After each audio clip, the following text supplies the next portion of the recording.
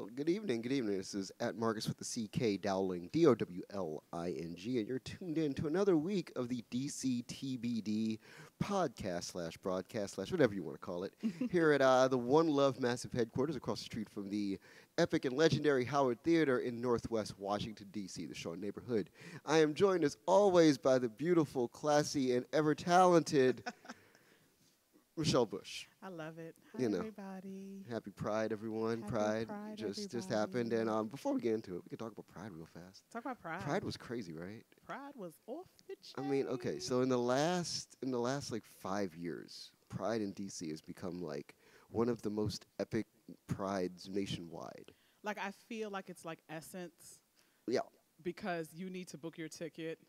Right. The next, after you're leaving, yeah, you're at the ticket counter like, can I go ahead and book my ticket for next year? Yeah, and it's fantastic to see that kind of representation in America, and especially in Donald Trump's America.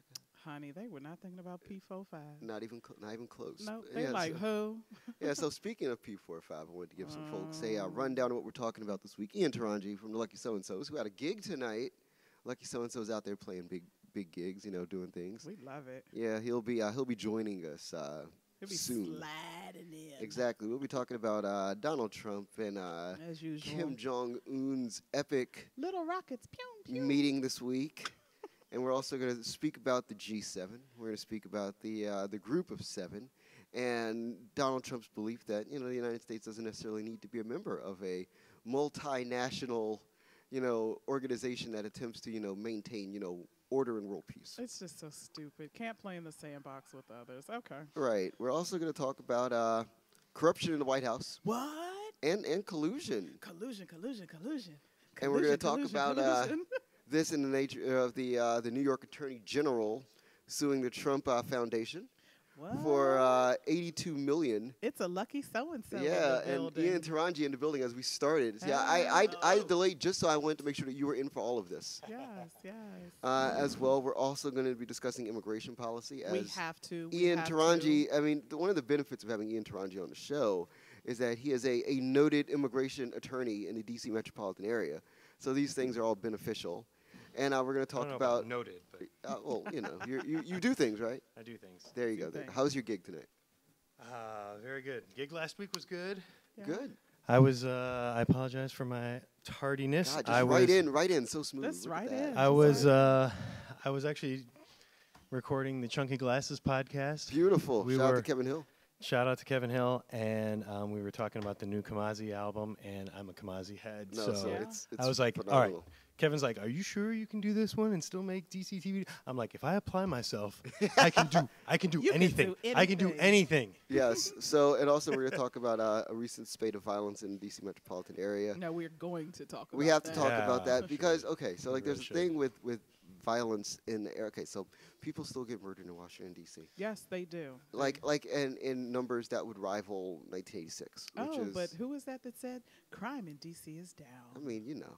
Oh, that's people right. say She's things. running for office. Exactly. She's going to win. She just needs to, she Womp, has to cross the womp. threshold that she needs to cross 100,000 votes. But we'll get to that when we get to it. When we get to But it. we're going to start by talking about Donald Trump and Kim Jong Un shaking hands in Singapore. Little rockets, pew. This is the thing that should not be. This is the epic happening that was not supposed to happen. And I'll turn to Ian to start. Well, first of all, I think that there's been a lot of pearl clutching about Donald Trump and Kim Jong Un meeting. I'm not one of those people who just thinks he's a terrible dictator. We shouldn't talk to him. This and that.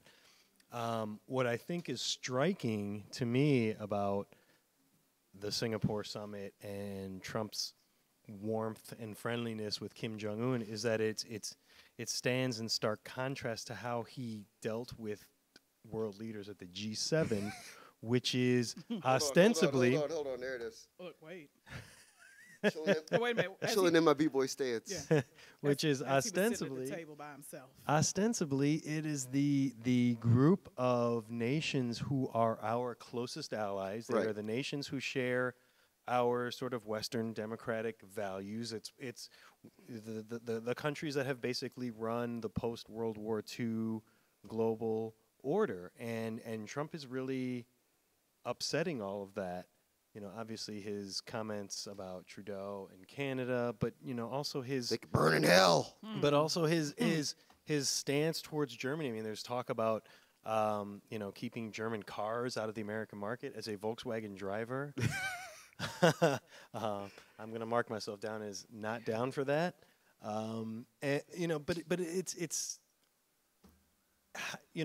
when you think about the countries that we are aligning ourselves with, the Trump administration seems most comfortable around. He's comfortable around Vladimir Putin.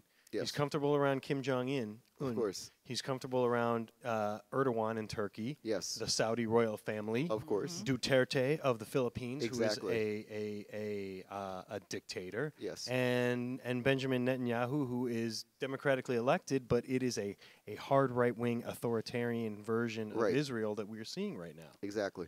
And that's who Trump is most comfortable with, are those sort of authoritarian regimes, whereas the traditional Western democracies, France, Britain, Germany, Italy, Spain, Canada, Mexico, Anybody that had a good relationship with Obama. He doesn't seem to have anything in common with these people, because they, in a democracy you have to operate within a set of norms that he has no interest in pursuing, in maintaining, and it's a little bit jarring to watch on that meta level, but on the specific level of Trump and Kim meeting, I'm fine with that. I don't buy into this whole he granted Kim Jong Un legitimacy. I mean, He was already legitimate. Kim Jong Un has 60 nuclear warheads. He's legit.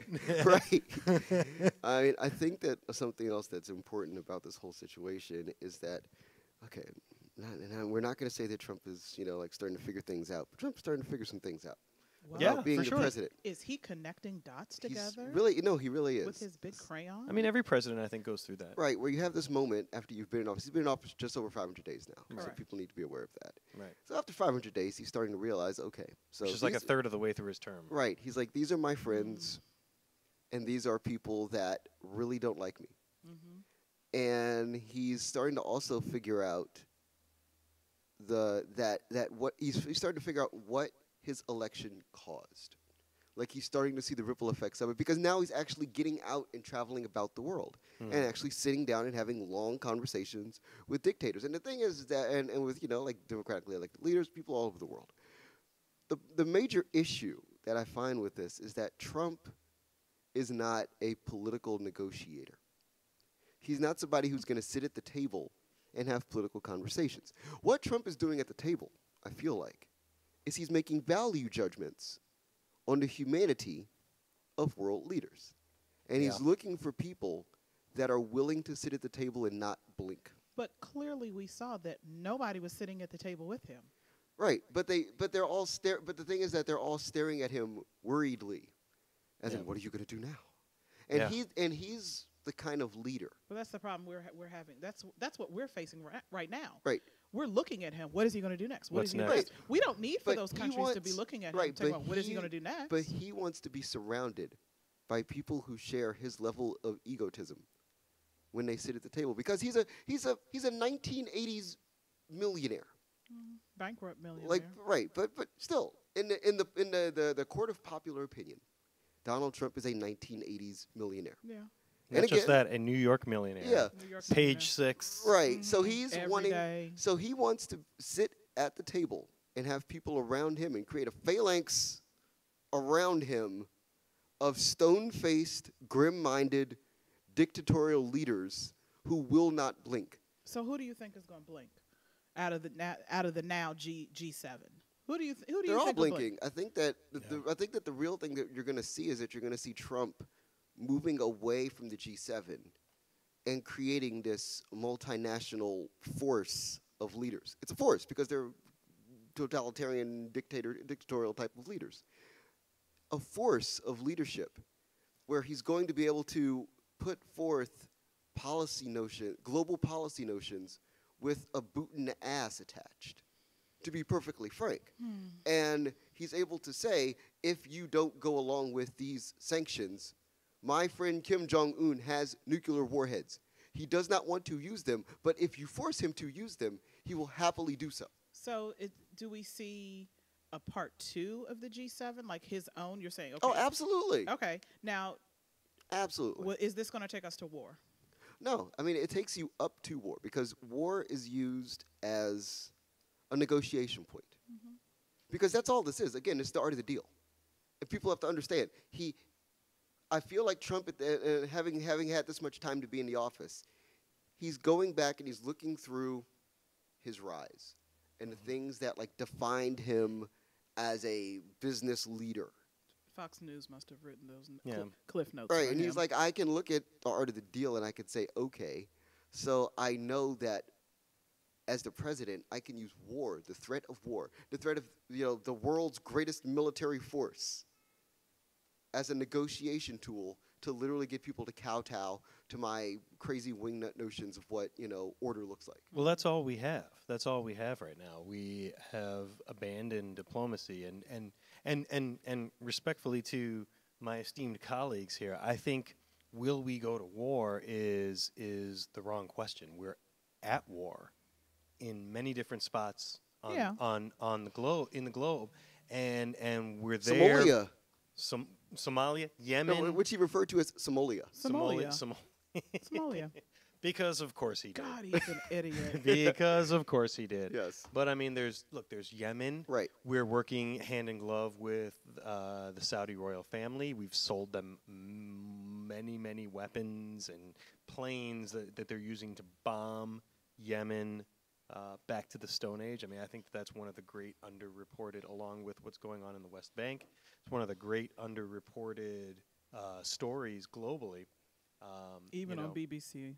Yeah, and then, Putin is involved in Syria, along with Iran. I mean, there's something else about those battles that's important.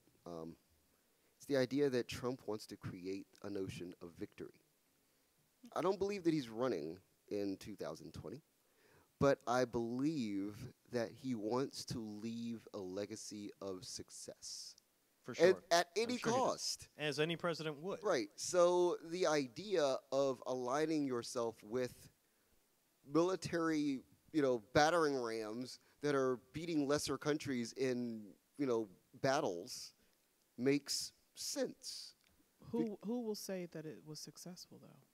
Well, the people that voted for him? He will. Right, he will, and his supporters will. They'll say, well, he supported that Putin guy, and you see what he did? He pushed forth the Russian Federation, into vast territories, and that's what we need to be doing. We need to be growing our our national footprint. Duterte sure cleaned up that drug problem in the Philippines. Exactly. By executing anybody suspected of even possession. Yeah. I read an article this week. I don't know if I hit the share button because y'all know I love to share something real quick on. I love to read stuff you guys share, both of you guys on Facebook. Yeah. But it was something about the DNC, and I don't know, I know it wasn't fake news.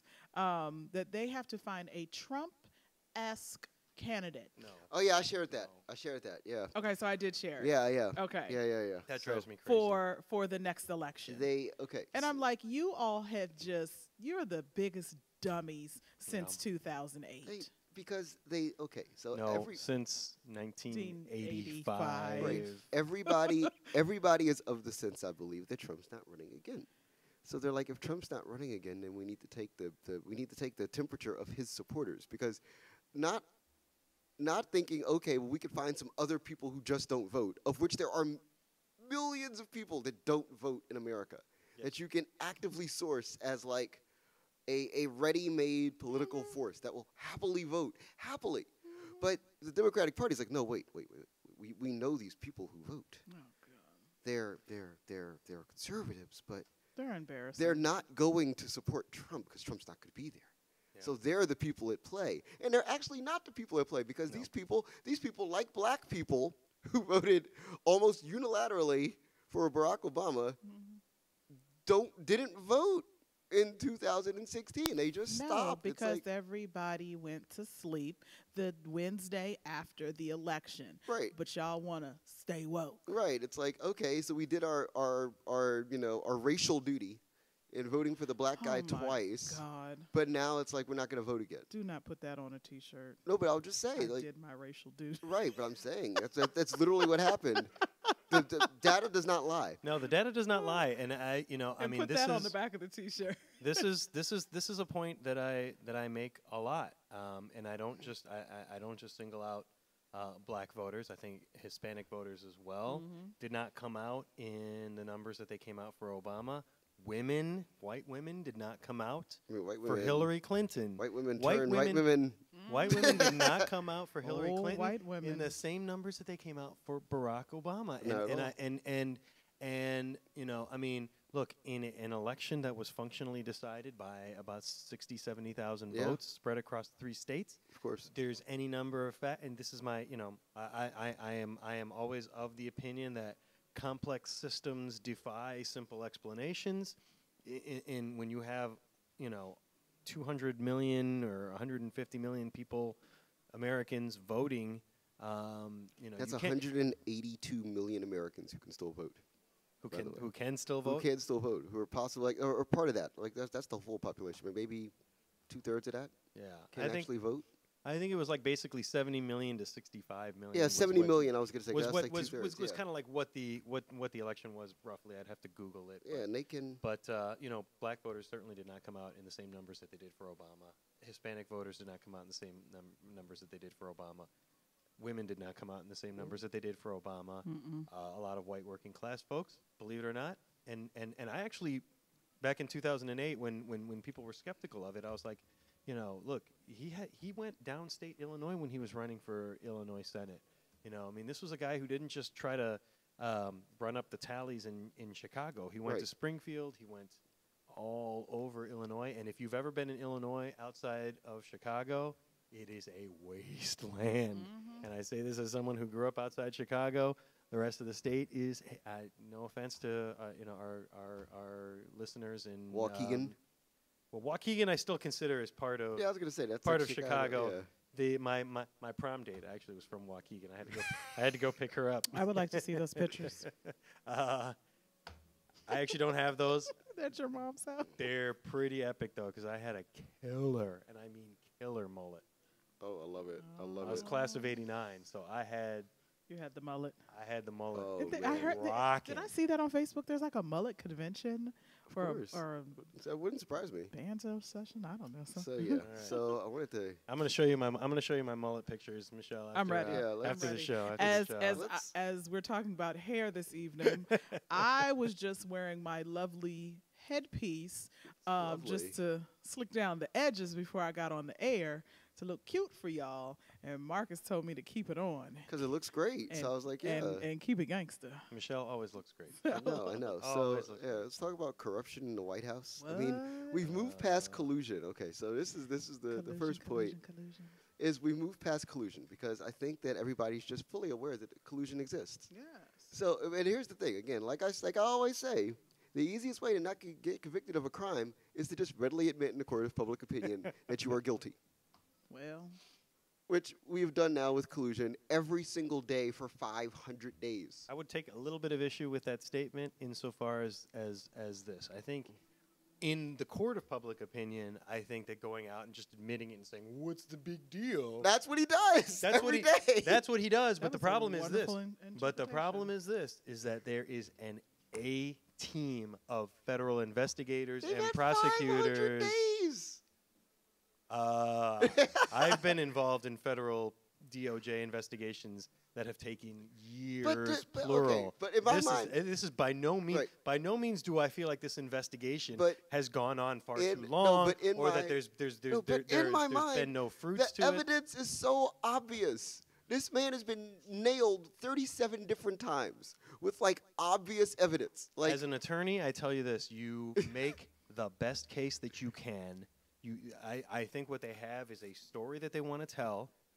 This is what I tell They're my just- this is it's like this they're is what I just tell my telling- clients. But This I'm- is what I tell my clients: how you win in the court of law, not in the court of public opinion, Right. but in the court of law. Right. Is you have a compelling story to tell, and you have evidence for every single little point in that story.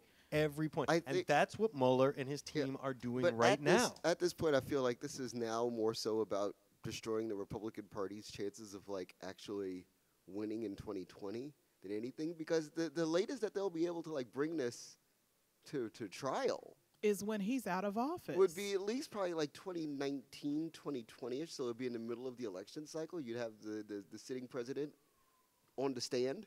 Law enforcement takes as long as law enforcement takes. So, I instead, mean, so instead of driving him If it's a- to the Capitol so he can catch the helicopter, they're just going to take him over to 1900 Massachusetts Yeah, he'll Avenue.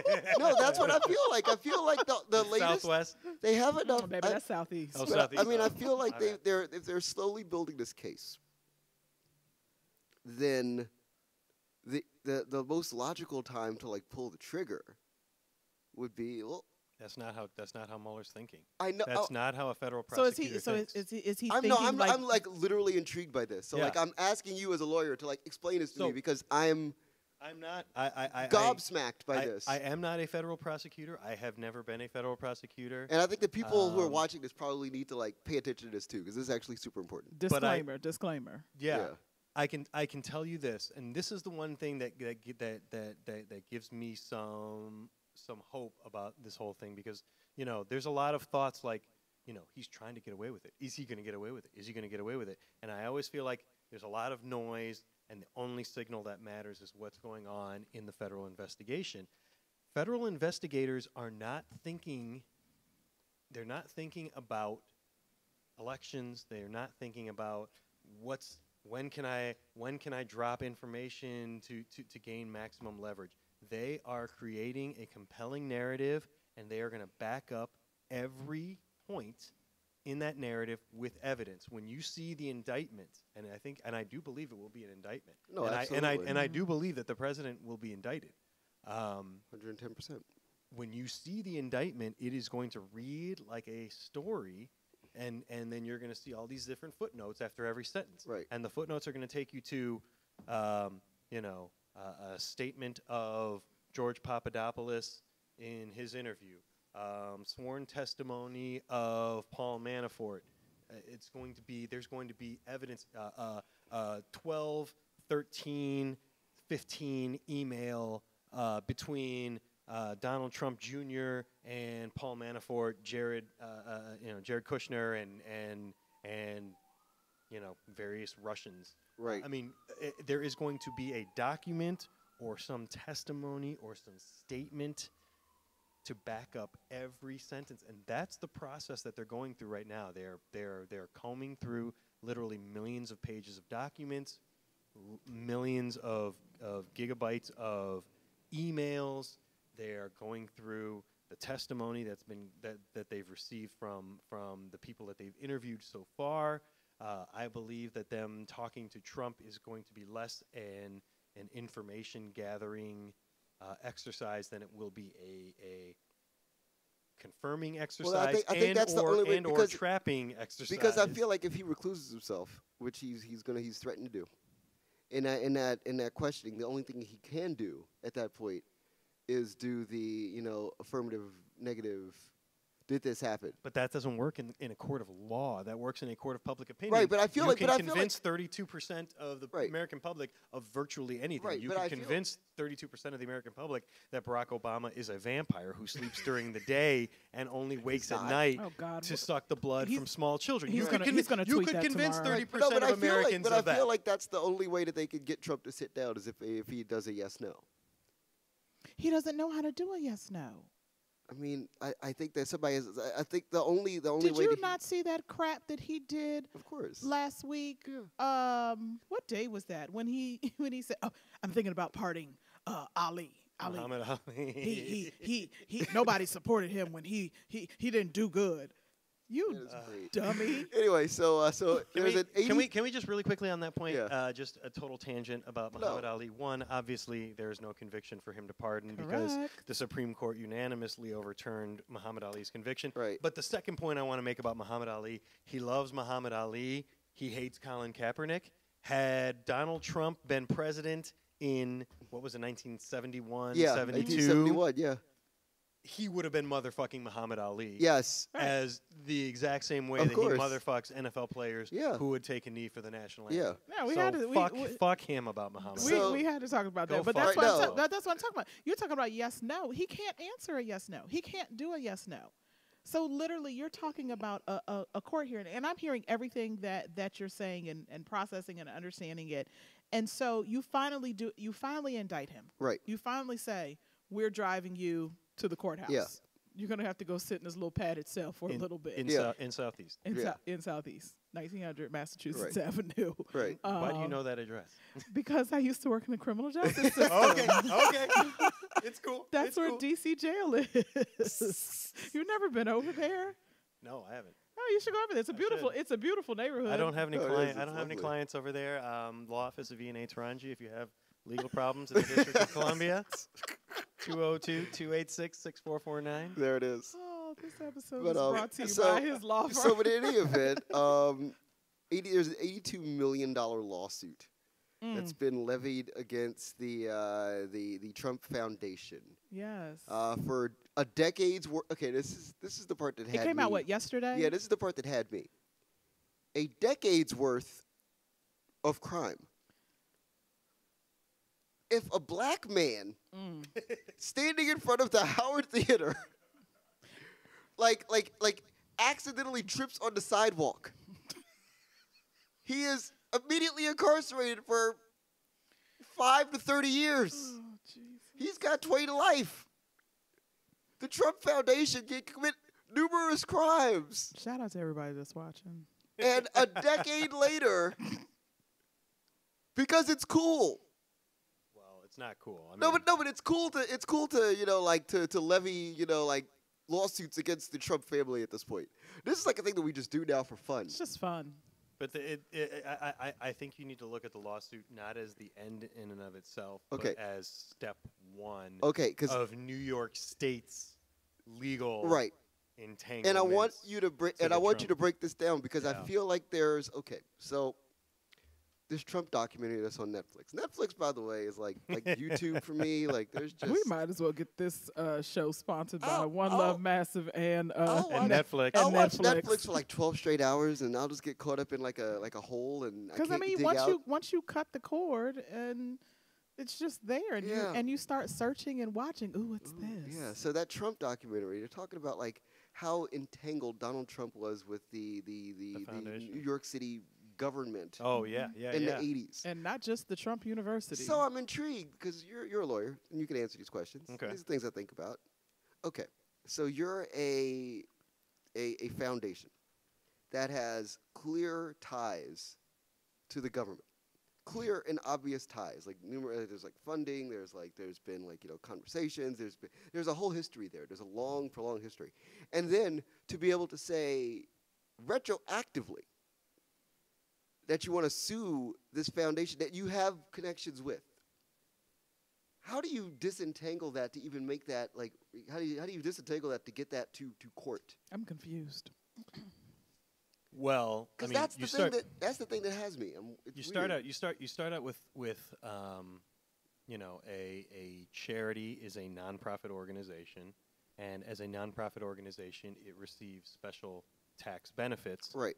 at the state level, at the federal level, and with those benefits come certain responsibilities, reporting, sort of like organizational management. You've got to have very clear management. You've got to have a board. You've got to have a pot of money that is not a slush fund for people's personal use, but that is a pot of money. Some of which can be used for administrative costs. You need to pay rent on your building. He you owns need the to- building. So you think the Trump Foundation is not paying rent? I know they're on not their- paying rent. I'm pretty sure You're they're talking paying about- rent. I bet they're paying rent. slush No, I'm funds. sure that okay. So my I bet issue, they're in Trump Tower, and I bet they're paying rent So here's my to issue. Donald Trump. Yeah. So here's my issue with the Trump Foundation. Then, is that all of the things that you said, they are clearly, and I'm not that I'm a lawyer, but I'm just a smart person. They're I like to illegal. believe they're They're criminal violations. They are clearly guilty. They're criminal violations. Everything you stated. They're criminal violations. So ask yourself this: why is the New York attorney general suing them civilly right now Right. because it's a lower standard of proof. Get things better established. You can get into discovery and you can start subpoenaing documents, subpoenaing hard drives, maybe even raiding offices of the Trump Foundation. I wouldn't be surprised, quite frankly, if Donald Trump is on the phone right now barking at somebody in Trump Tower saying, fire up the shredder. Burn files. Burn the files. At this point, I wouldn't be surprised if there was some sort of like towering inferno that took place at Trump Tower where everything comes down. Wait a minute. Didn't one of the apartments did. that was on fire? Maybe that's what they were trying to do. Yeah, That's what it was. Let's spread conspiracy theories. That's what it was. I No believe sprinkler these are criminal violations, and I do believe that there will be individuals, plural, who will be criminally charged by the state of New York. Okay. And one of those individuals might well be President Donald J. Trump.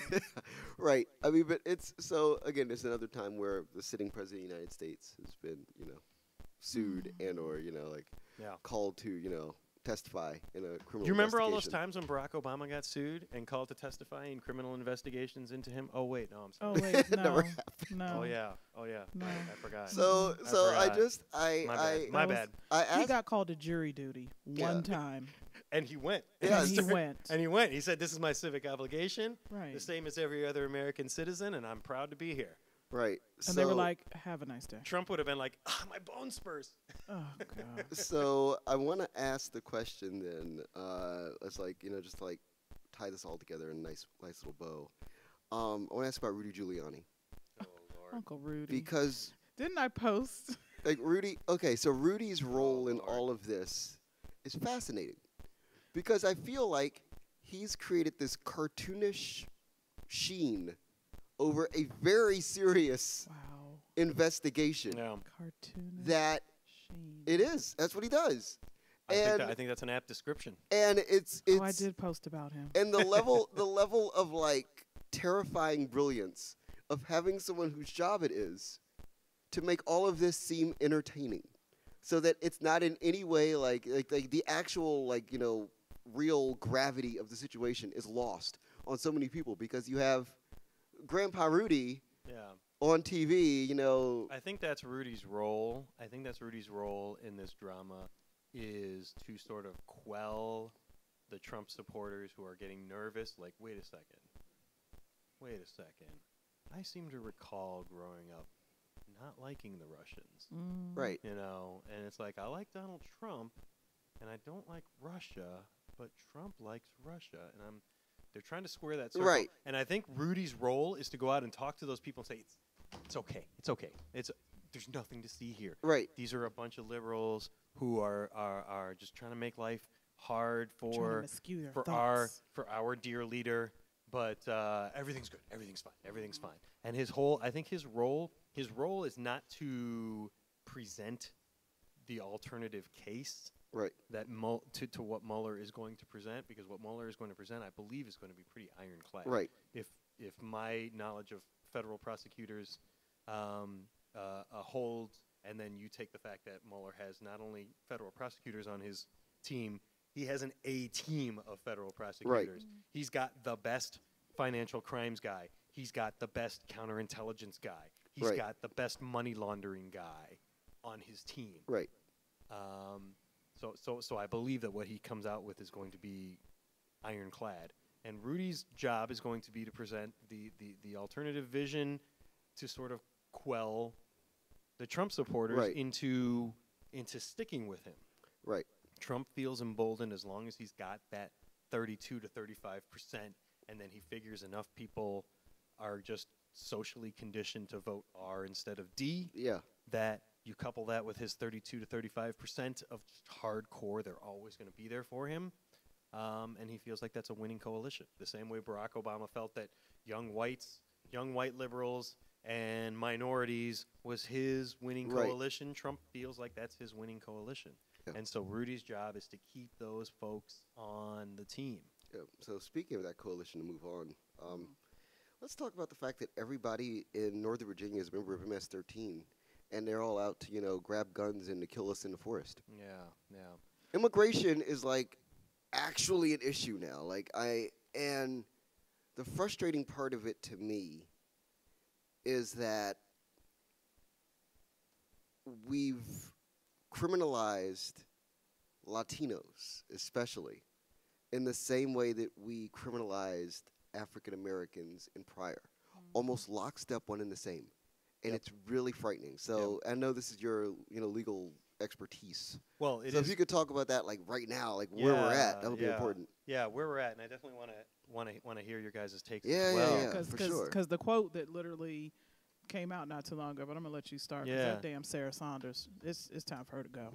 Well, Jesus, I think, like a lot of things in Trump's America, that you get outraged at this thing, you get outraged at this thing, you get outraged at this thing, and it sometimes is you spend so much mental energy being outraged at one of these three things that you're missing the forest for the trees. And so, really quickly on immigration, when people try to defend the Trump administration's stances on immigration from the charge of racism, I feel like it's not a very persuasive defense, and I'll tell you why. The first question you need to ask, if you're one of these people who thinks that the Trump administration is not acting in a racist manner with respect to immigration, is why are they looking to restrict legal immigration? Who emigrates to this country legally? Hispanics. right? A lot of Africans. Yes, A lot of people from the Middle East. right.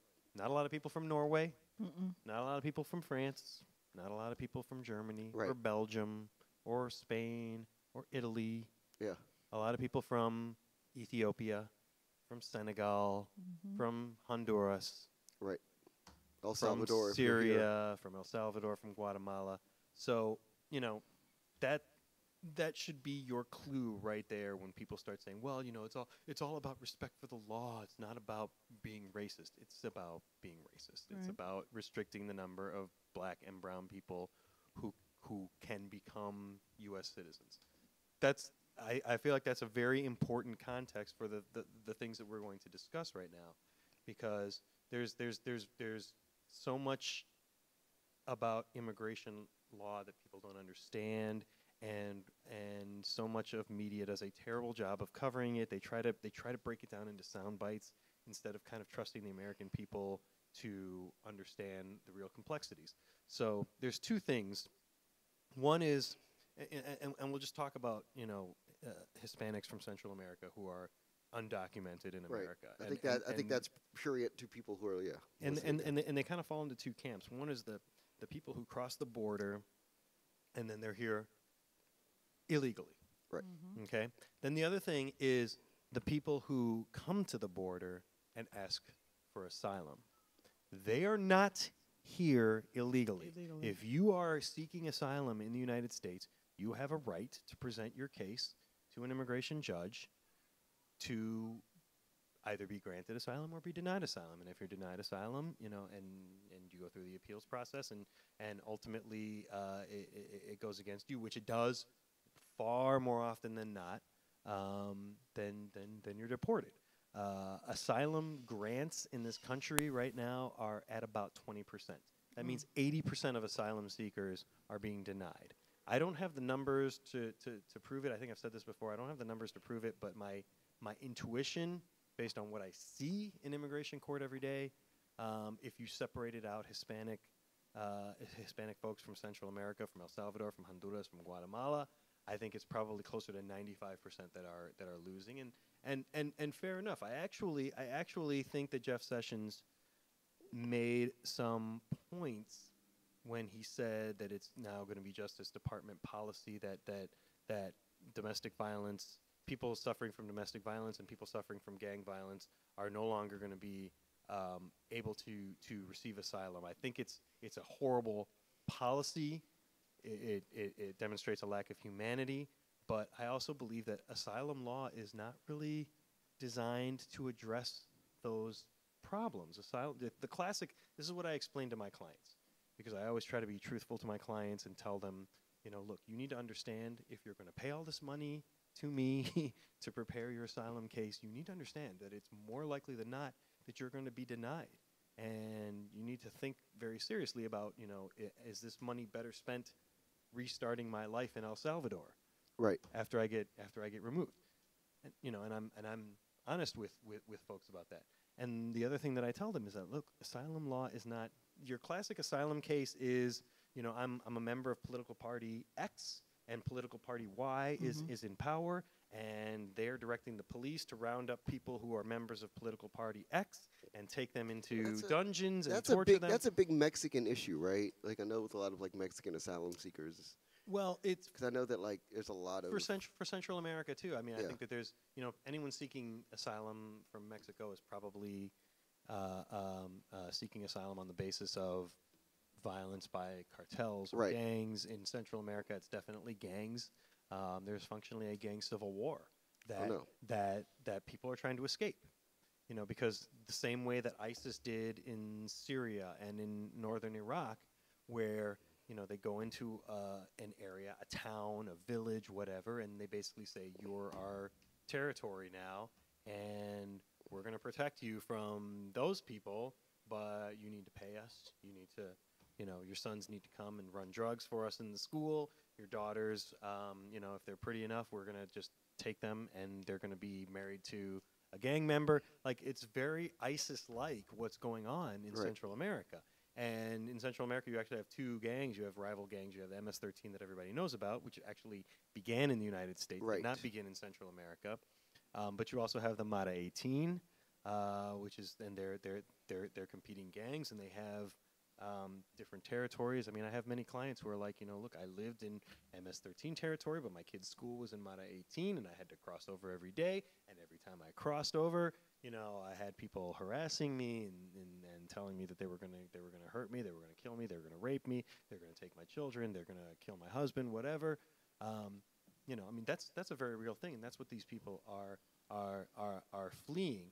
And so while I can understand intellectually that asylum law is not a perfect fit with what's going on in these countries,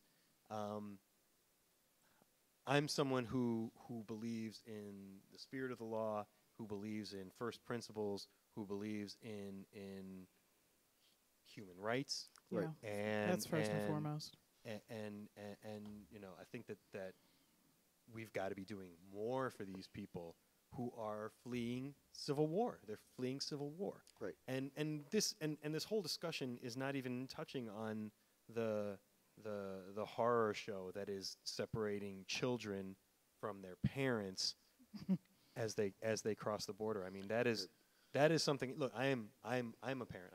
I have 4 children. I don't have a favorite, as I think my son's back there. Hey, son. One of my sons is brother. back there. Lucky so-and-so bass player. So, if for me as a parent to even think about being separated from my child, I have a 4-year-old, I have a 1-year-old, and Right. and I mean, to imagine being separated forcibly from either of them it's a horror show. It's a horror show, and what gets me the most about this situation, and what really just infuriates me, is this is the United States government treating literally the most vulnerable people Yeah. on planet Earth. And we don't have, not only are we not extending a hand, we are actively shitting on these people. Right. Yeah. But so I wanted to bring up a point. And by the way, there's also there's a huge, I hope it's a huge rally, but there's a rally going on at the Capitol about forced family separations. And so, I hope that there's a good turnout. It's a gorgeous night here in the nation's capital. And everybody just kind of needs to come together. And I don't want to cut you off. Oh, no, Yeah. no, by all and means, the by all anger is means. righteous. The anger is No, righteous. no, by all It- means, please because- continue. Please Because continue. I don't know if everybody kind of heard what was said, but somebody that I know and somebody that I respect highly, Eddie Glaude, who is on MSNBC quite a few Princeton times. professor, I believe. Princeton professor. If the Bible sanctions separating children from their parents, as Sessions and Saunders suggests, and I have no use for such a book. Yeah. And I thought that was just the most eloquent. Everything that Eddie says is very eloquent. Yeah. But that right there just like summed up. And that's a great point, because I feel, and a lot of people don't like to hear this, I feel about the Bible the same way I feel about the Constitution, which is great general principles. Right. But we in a modern society should not be shackled by the views, the mistakes of ancient civilizations. Right. Mm-hmm. The Bible was not dictated by God to St. Paul. The Bible was written by people, Right. Right. fallible human people who lived 3,000 years ago, who didn't understand and could not have conceived of a lot of the modern things that we enjoy today. And same with the Constitution. The Constitution, as originally written, treated African Americans as 3/5 of a person. So we cannot look to the Constitution as though it was, the tablets that were brought down from Mount Sinai. It's not that. It's not that. They're great general principles. It's the joy of living in a Christian nation, man. Great general principles in the Constitution of self-government, Right. of the various freedoms that we enjoy in this society, that we that people did fight and die for. Right. But principles. Yeah. When we start sitting here saying, what did Thomas Jefferson intend? I don't give a shit what Thomas Jefferson intended. Right, because we know Thomas what he was Jefferson doing on the side. Thomas Jefferson owned slaves and was fucking slaves. I mean, let's just call it what Sally it is. Hemings. He I've was- sat in Sally Hemings' cabin. That's a real thing.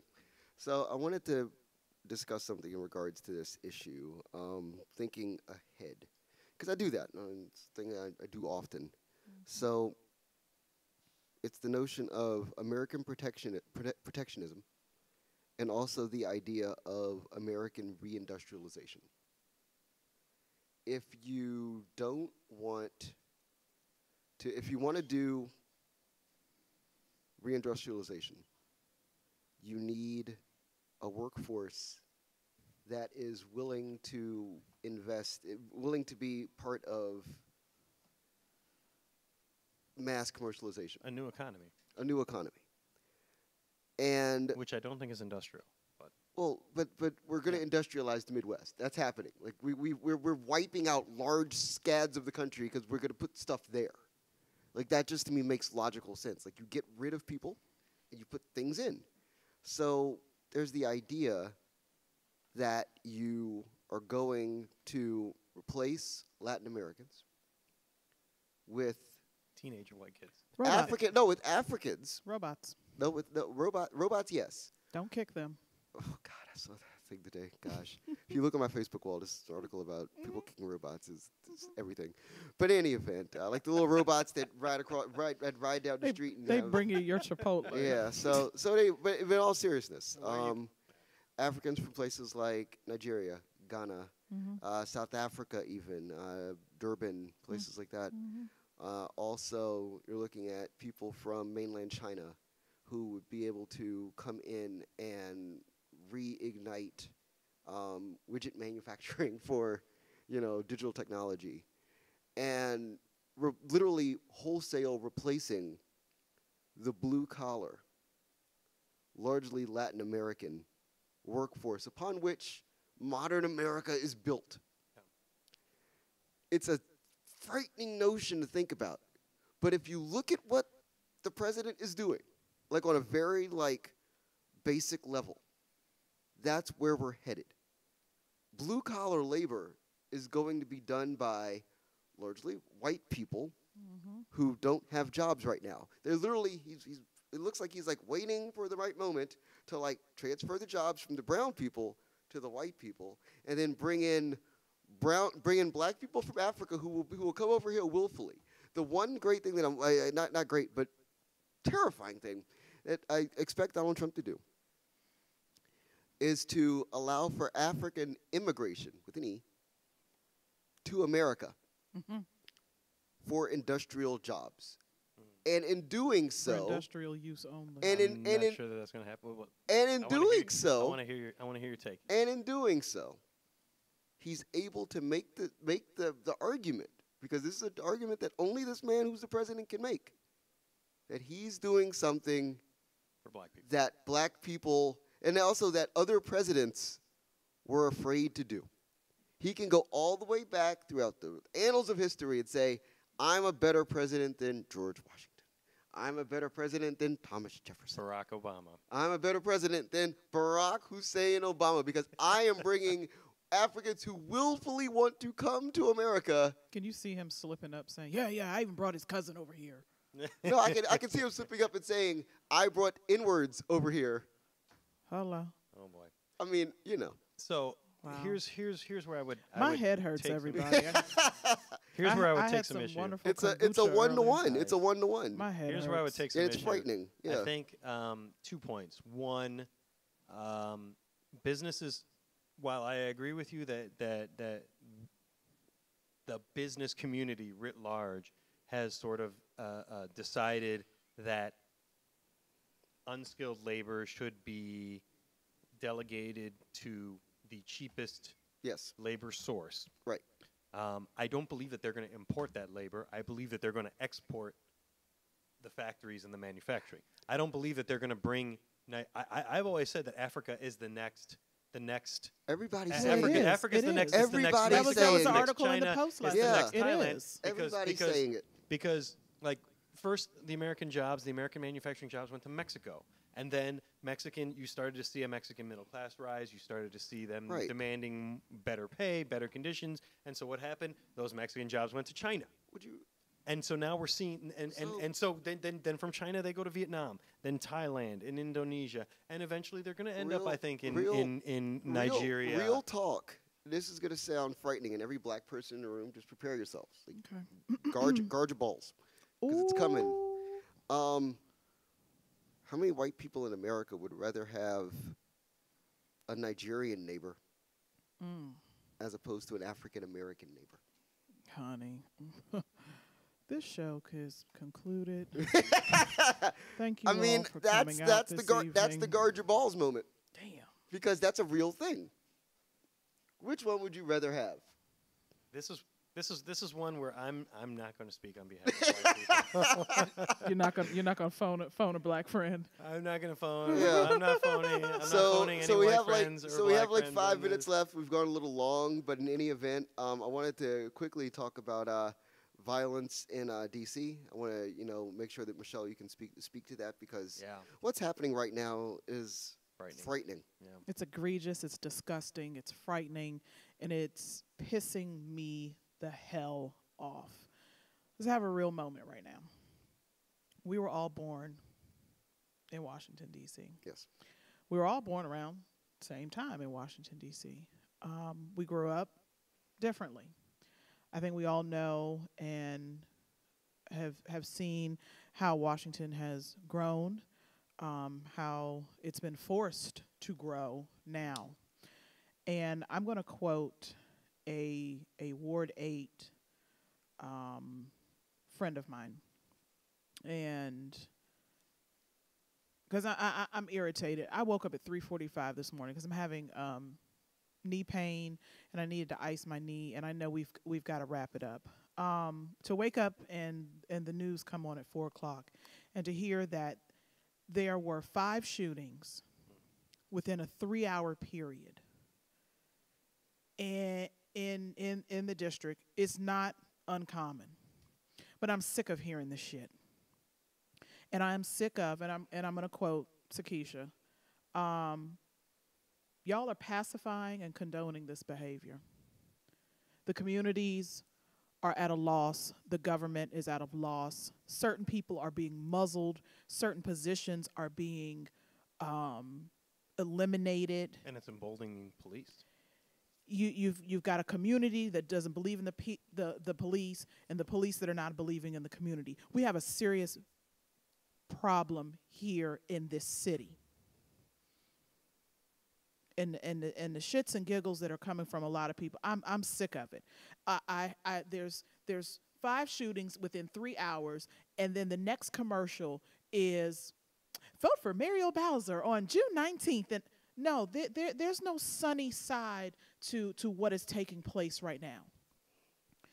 I don't see the council member. I don't see the mayor. I see a police chief that's being muzzled, and I see a community of generational problems.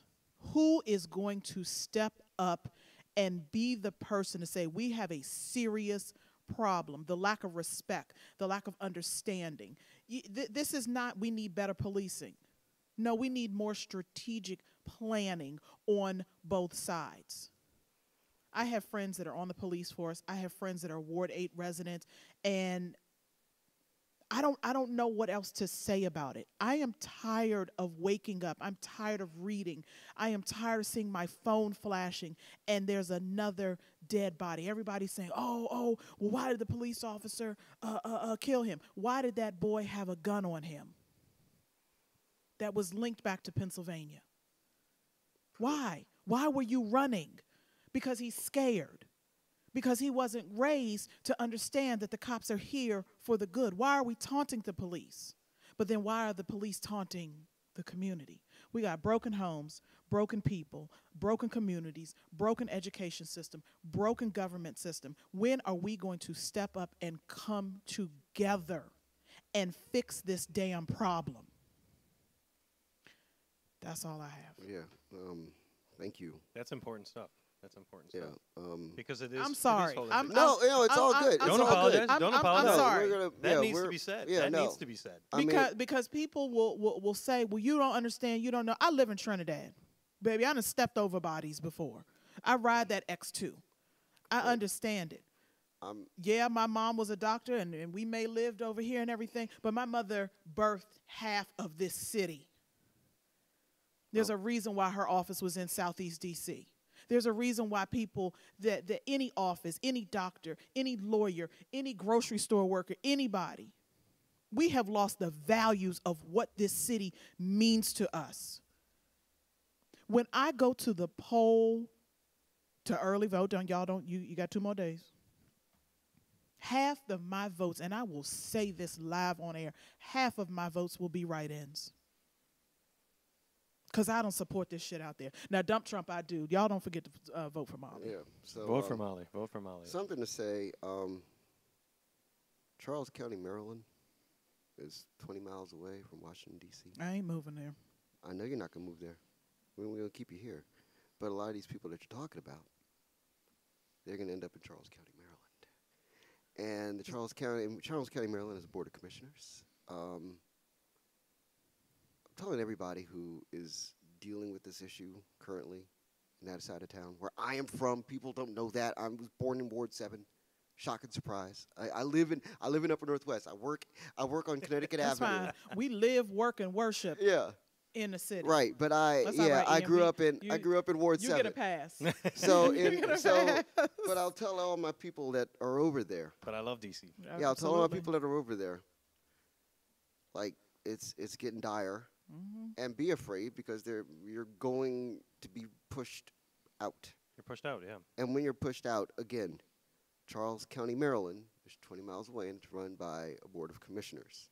And they don't play that thing that you're playing right now. No. Yeah. So they do not. It's a catch-22. It's a vicious catch-22. But on a positive note, to end out this week of this week's episode, I didn't want to forget because.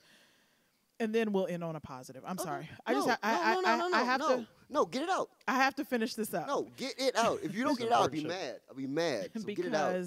Last week we dealt with, and I know you all both read my Facebook page. Last week we dealt with 2 suicides that were via people that we know, that we love, and I think that we thought we knew. And I think, the Kate Spade suicide was very hard. But then we wake up.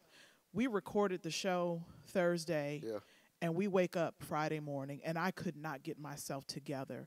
So I am going to say this as somebody who is suffering, and as I put on my Facebook page that I stand with those and I know who stands with me, please, if you need to reach out to somebody because you are not feeling so well, or if you're having a thought or something, an image is coming into your brain, stop and talk to somebody. Yes. And if you Absolutely. see somebody suffering, And if you see somebody suffering, if you want to Reach come, out. and if you want to come talk to us, reach out. Come through. Come through. come through. We're Yeah, here. no. And yeah. now we'll end on a. Yeah. I had to get that out. So let's do this McLaughlin group style since we're almost off. Since we're running over. Let's get a sentence about something that you dig this week and why it's important. It's not out yet, and you cannot enjoy it yet, but through the magic of music podcasting, I was able to enjoy the new Kamasi Washington album. It is a double album called It's Heaven amazing. and Earth, and it is all the way live. It is like if you like the epic, you will love this album, and if you don't like the epic, I don't think you like music. Yeah, there it Ooh. is. Kamasi, the new Kamasi Washington, it should be out, I think, in a week or two, and it is very, Fire. very good. I'll talk about Pose on FX. Damn it. It's a show that talks about Damn. Vogue and ballroom culture in New York City in 1986. I don't It's- get it's- nothing for myself. It's literally not a show for everybody. Like normally you tell people everybody go watch this show. But no, if Vogue and ballroom culture in 1986 is something that you absolutely positively need to reinvigorate your life Yes. given where we are right now in America. Yes. This is the best show on television. And it is the best Spotify playlist. It's lit. Everything It is lit. literally everything about this. I'm looking it up. Okay, everything about this show is so comically lit. Like they It's just they beautiful. So if nobody could understand, this No, was all. let's just share this one. This was also my favorite thing this week. Let's share this one, 'cause we it's- didn't it's t- really we didn't that talk good. about it last week. It's really that good. The show is amazing. It's called Pose. Again, like Marcus said, it's in regards to the ballroom culture of the kind of the mid '80s. Right, transgenderism. Transgenderism, the AIDS, HIV epidemic. Yes. When Cocaine. cocaine. Yes. Definitely just fashion. Donald Trump. Donald Trump character on the is show. a character in the show. How does that happen? And it takes you off guard because you're like, wait a minute, did we just? Yeah. Is that Donald Trump? It's like, yes, it is. It is. And it is just beautiful and it's spiritual and it makes your heart warm. And then all of a sudden, they're going to drop the beat on a song. And baby, Oh my God. you just want to take So your weird. hands So and battle yourself in I- the living room. I and, forgot how much I love Timex Social Club's Rumors oh, until I look at heard it. all these rumors. Until I heard it on the debut Stop episode, and I was making like, okay, I'm in. I am very pro disco. Yeah. Is it disco era or is it That's like post post-disco. I guess, Post-disco. Post-disco. Champagne Soul. Champagne Soul. That is going to be the. Yes. That is Bring the, that back. That is the new T-shirt line. Champagne Soul. Champagne Soul. So in any event, yeah, I Damn think we run long on time, but production. We're yeah, sorry. thanks a lot everybody for tuning in and being patient with us. This has been a wonderful episode. think so. Yet again, you can find me on all social media at Marcus with the C K Dowling DOWLING. That's Facebook, Instagram, and Twitter. Ian. I'm on Facebook. I'm on Instagram at iTaranji. The Law Office of V&A Taranji is available at 202-286-6449. Also Ian Taranji at Gmail. And also the Lucky So-and-Sos. We played a gig last Thursday. It was a really good gig. Yeah, I'm not sure when the next gig is, but it's coming around. A little hip-hop and jazz. We'll work that out. I am. This one. This one. This one. I am your girl, Michelle L. Bush. Girl. And that is on Twitter and on Instagram, CHELLEB of DC. And, of course, Event Solutions DC on all Facebook, Twitter, and Instagram. Go get it. Wonderful, wonderful. So thanks, everybody. Yeah, for great tuning show, guys. in. And, yeah, that's... And thanks to our crew. Thank you, Thank production. you, our Yes. producers. Thank Have you, a- Molly. We love Thanks to you. One Love Exactly. Massive. Have a good day and even better tomorrow. We'll see you soon. Peace. There it is.